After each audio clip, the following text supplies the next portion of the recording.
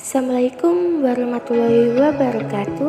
Kami mahasiswa dari Universitas Bhinneka PGRI Tulungagung membuat video ini untuk menyelesaikan salah satu tugas kelompok di mata kuliah Ekonomi Indonesia. Kami dari kelompok 6, dari 6 anggota yang masing-masing bekerja memenuhi tugas ini. Sebelum melakukan presentasi, izinkan kami memperkenalkan anggota kami terlebih dahulu.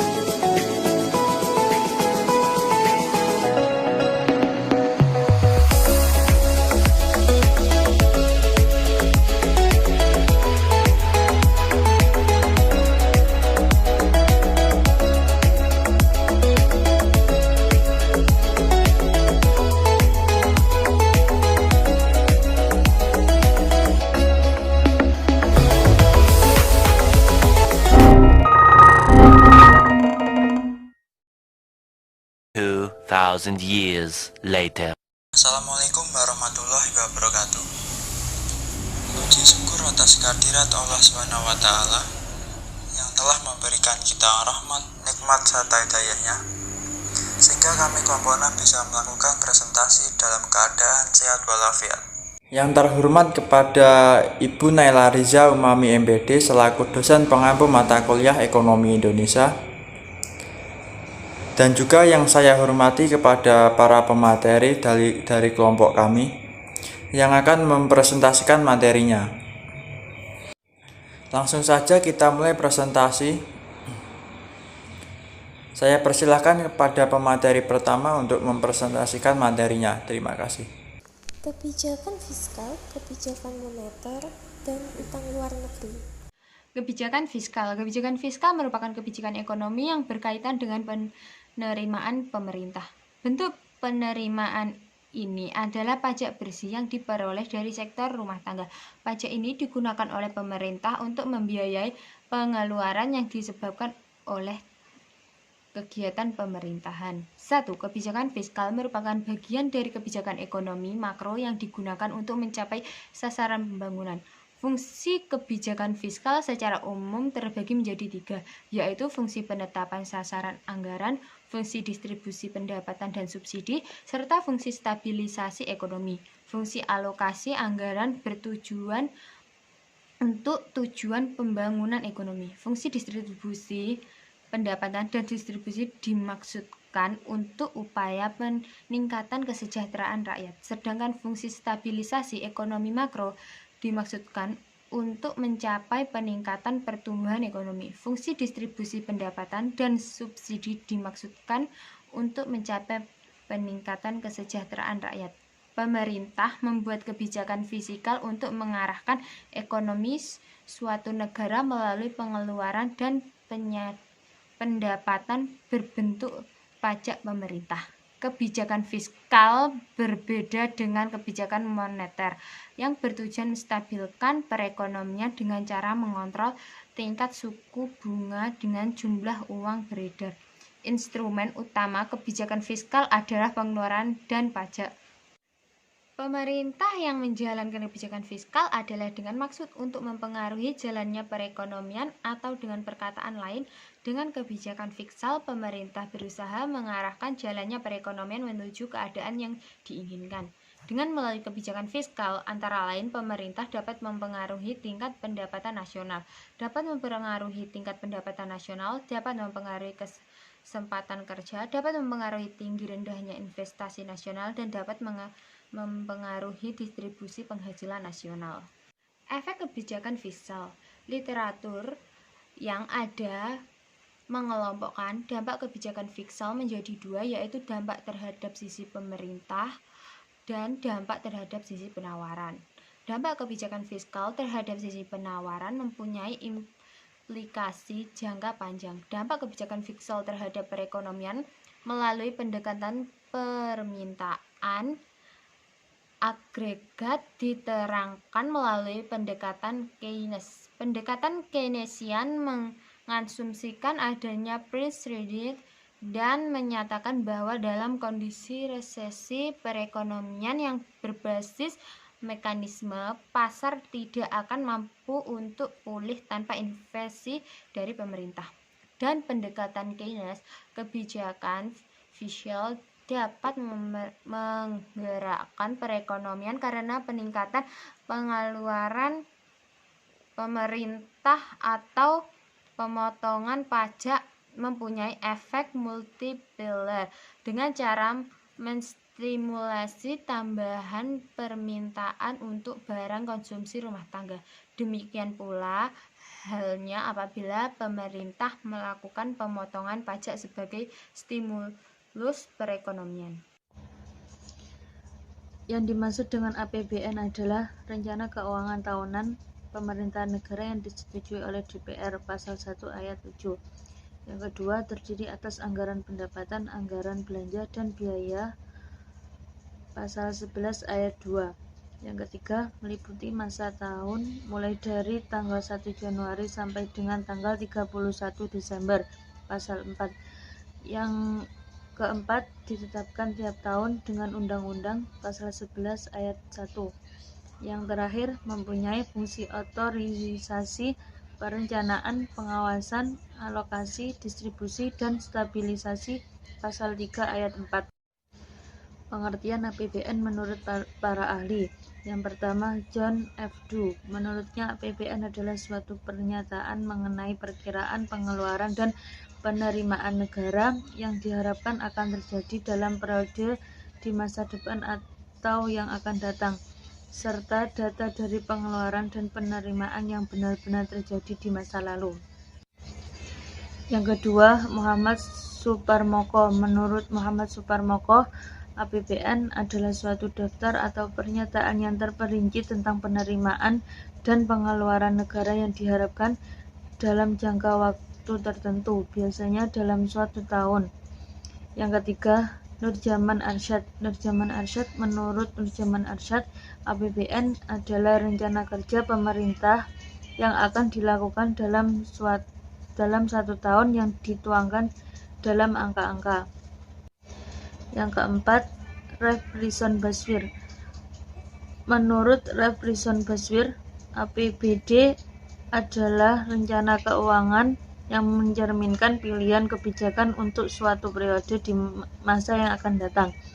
Dasar hukum APBN, anggaran pendapatan dan belanja negara. Dasar hukum atau landasan hukum anggaran pendapatan dan belanja negara APBN adalah pasal 23 ayat 1, 2 dan 3 Undang-Undang Dasar 1945. Pendapatan negara adalah pemasukan negara yang digunakan sebagai sumber pendanaan kegiatan dan kebutuhan negara dalam rangka pembangunan negara. Yang dimaksud dengan pendapatan negara atau penerimaan uang negara atau penerimaan pemerintah yakni meliputi pajak, redistribusi keuntungan perusahaan negara, denda, persumbangan masyarakat, dan lain-lain. Dalam hal ini, Pendapatan negara yaitu berasal dari pajak maupun non-pajak. Pajak adalah iuran rakyat kepada kas negara berdasarkan undang-undang yang dapat dilaksanakan dengan tiada pendapatan jasa timbal kontraprestasi yang langsung dapat ditunjukkan dan yang digunakan untuk membayar pengeluaran umum. Pajak yang diterima pemerintah akan digunakan untuk membiayai berbagai kegiatan pemerintah. Di negara-negara yang sudah sangat maju, pajak adalah sumber utama dari pembelanjaan pemerintah. Sebagai dari pengeluaran pemerintah adalah untuk membiayai administrasi pemerintah dan sebagainya lainnya adalah untuk membiayai kegiatan-kegiatan pembangunan. Membayar gaji pegawai-pegawai pemerintah, membiayai sistem pendidikan dan kesehatan rakyat, membiayai pembelajar untuk angkatan bersenjata, dan membiayai berbagai sejenis infrastruktur yang penting yang akan dibiayai pemerintah. Pembelajaran tersebut akan meningkat pengeluaran agregat dan pertinggi tingkat kegiatan ekonomi negara. Sumber-sumber pendapatan negara. Pendapatan pajak adalah pembayaran iuran oleh rakyat kepada pemerintah yang diatur dalam undang-undang tanpa balas jasa secara langsung. Pendapatan negara berasal dari pajak. Secara garis besar berdasarkan jenis pajak yang dipungut, pemerintah dapat dibedakan kepada dua golongan, yaitu pajak langsung dan pajak tak langsung. Di antara jenis pajak tak langsung yang penting adalah pajak impor dan pajak penjualan. Pendapatan pajak berasal dari pajak pusat dan pajak daerah. Pajak pusat, wewenang pemajakan berada di tangan pemerintah pusat. A. Pajak penghasilan atau PPh. B. Pajak pertambahan nilai atau PPN. C. Pajak penjualan atas barang mewah atau PPNBM. D. Pajak bumi dan bangunan PBB. E. Bea materi. F. Bea perolehan hak atas tanah dan bangunan atau BPHTB. G. Bea masuk. H. Cukai tembakau dan alkohol beserta hasil olahannya. 2. Pajak daerah atau wewenang pemajakan berada di tangan pemerintah daerah.